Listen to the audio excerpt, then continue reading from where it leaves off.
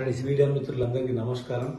Janasena party ఏదైతే register party నుంచి గుర్తింపు పార్టీగా ఈ రోజు మాకు ఎలక్షన్ కమిషనర్ గారు తెలియజేయడం జరిగింది.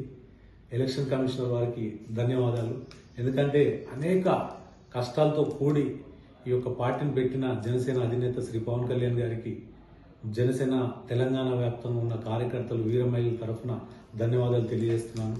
అదేవిధంగా జనసేన పార్టీకి 2014 నుంచి ఎంతో మంది కార్యకర్తలు యావత్తు తెలంగాణ ఉమ్మడి 10 జిల్లాల నుంచి అనేక సమస్యల మీద పోరాటం చేసిన ప్రతి కార్యకర్తకి పేరు పేరున ధన్యవాదాలు తెలియజేస్తున్నాను. అదేవిధంగా రాబోయే రోజుల్లో కాంగ్రెస్ ఏదైతే 6 హామీలు ఇచ్చిందో దానిపై మనం పోరాటం చేసి ఆ 6 హామీలు అమలయ్యేలాగా ఆ కాంగ్రెస్ పై మనం పోరాటం చేయాలని, అదేవిధంగా అనేక సమస్యల మీద పోరాటం చేస్తూ మళ్ళీ రాబోయే రోజుల్లో కూడా పోరాటం చేసి ఆ ఒక్క సమస్యలని ప్రభుత్వం దృష్టికి తీసుకెళ్లేలాగా మనం ప్రయత్నం చేయాలని.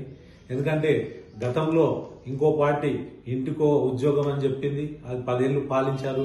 ఆ తర్వాత 6 గ్యారెంటీలు మేము అమలు చేస్తామని చెప్పుకుంటూ సంవత్సరం గడిచింది కాంగ్రెస్ ప్రభుత్వం. ఇప్పటి వరకు ఎక్కడ కూడా ఒక్క హామీ తప్ప మిగతా హామీలన్నీ అదే విధంగా ఉన్నాయి.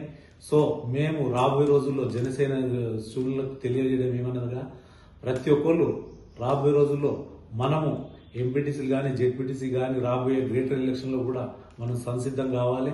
మనం పోరాటం చేసుకుంటూ ప్రజల పక్షాన పోరాటం చేస్తూ జనసేన పార్టీకి బలం చేకూర్చాలని కోరుకుంటూ మరొకసారి ఎలక్షన్ కమిషనర్ వారికి నేను ధన్యవాదాలు తెలియజేస్తాను.